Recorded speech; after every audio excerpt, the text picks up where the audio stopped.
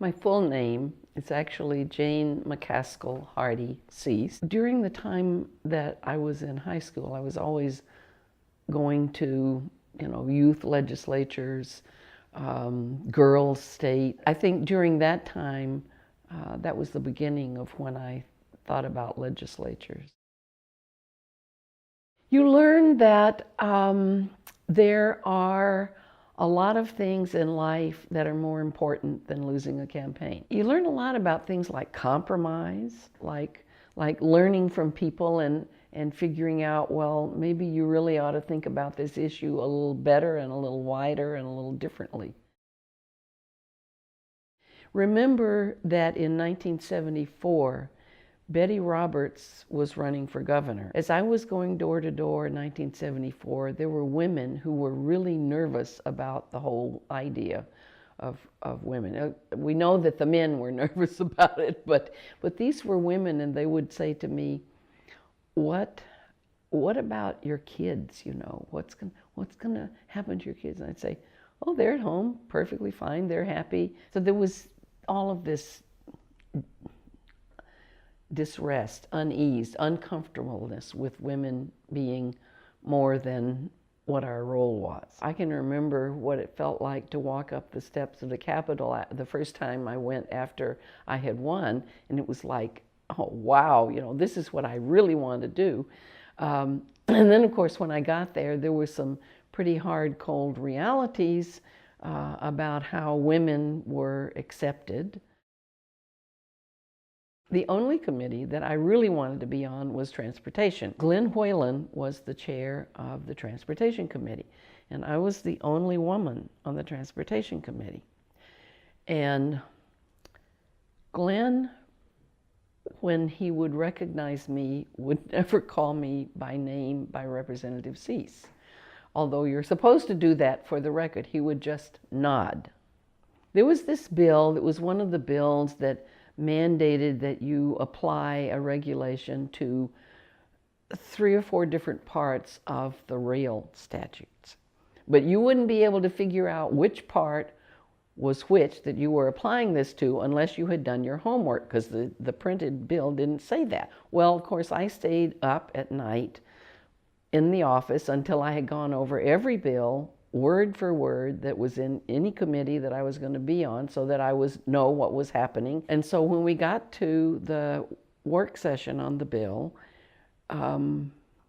it turned out that Mr. Chair didn't know, he wanted to amend out one of the regulations for one part of the bill, but he didn't know which section it was. So I said, oh, Mr. Chair. He nodded at me. If you want to do that, you need to delete section 2. So he sat there and he muttered, I believe she's right. Representative Cease moves to delete section 2. And from that point on, Glenn knew that I knew what I was doing, that I knew how to do it, and he called me, he recognized me, as he should have been doing for several months, by my name. We came to be called the Queen Bees. It was a house that several of us women legislators rented during legislative sessions for times when we needed to stay in Salem, because there was a group, the Hornets, it was the Hornets, yeah. And they were, of course, named themselves that because they could sting. We were definitely an assortment of queen bees, because that's what we all thought we were, I'm sure. You could come home with your bills that you were going to vote on the next day, and I guess we were all in the house, and so we could sit around in front of the fireplace on the rug and go over and say, what the hell is this? What are you going to do about this one? I haven't looked at it enough yet. And just talk to each other and get support and expertise from people like Vera, who had been there for a while, and Mary, who had been there for a while. And it was really wonderful. Gretchen's district basically went away and a big chunk of it went into the one I was running in, and a big chunk, I think, went into Shirley Gold's. Then Gretchen decided that she would run. And I think Gretchen and I both said at candidates' events, you know, men have been running against each other for years. It's time that you got a choice from two good women, and that's what we're giving you, so you're going to have to make your mind up about that. Overhauling the motor vehicle code it took us 3 sessions, 6 years.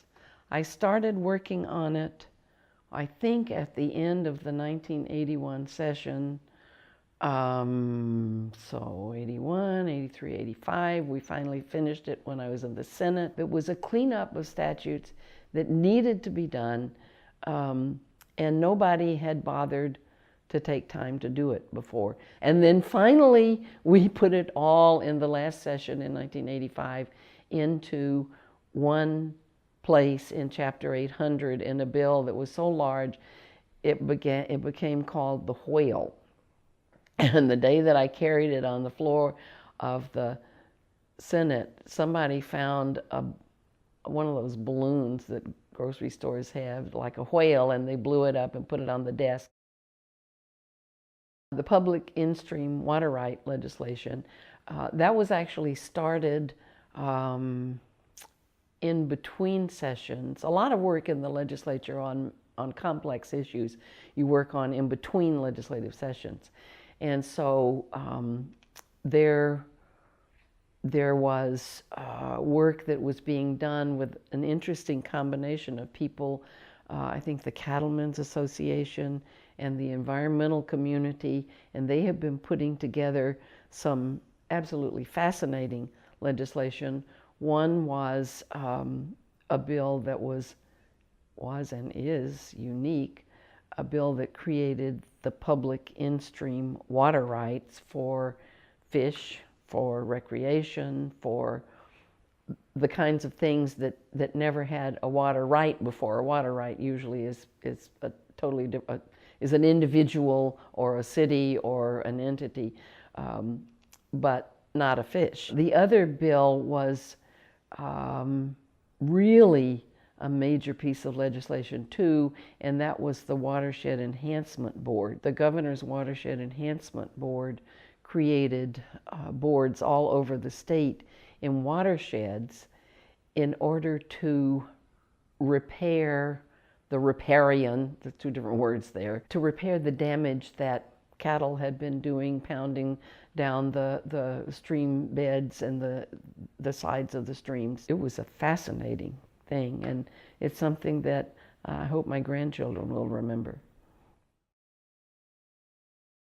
Well, there are issues that you call go-home issues. You can't go home until you've dealt with this issue. Some issues are just so big that you simply have to agree before the session even starts that this is something that you are going to have to address one way or another. You don't know all the details, but you know that you have to do them before you can leave. I think if you're in the legislature, you're not there to have fun.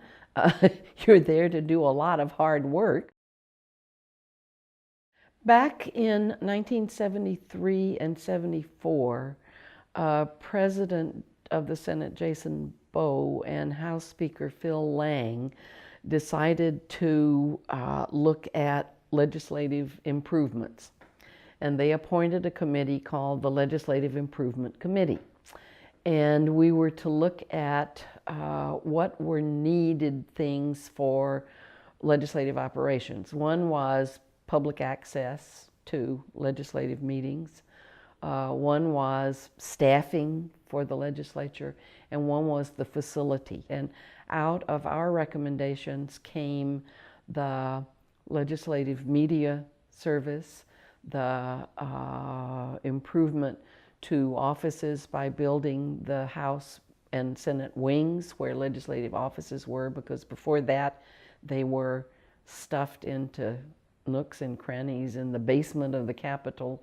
And of course before that, their only offices were on their desks on the floor. I have a couple of comments about why politics are important in the 21st century. And the first one is, democracy is not a spectator sport. And the second one is, I don't remember whose quote this is, I think a French philosopher, is that eternal vigilance is the price of liberty. Okay? You want to keep your freedom, you're going to have to take care of it yourself. You're not going to let somebody else do the voting and make up your mind for you on issues. It's even more important that more people get involved and listen to each other and stand in each other's shoes and figure out how to reach compromises to do the best things for the best policy for the city and the county and the state and the country.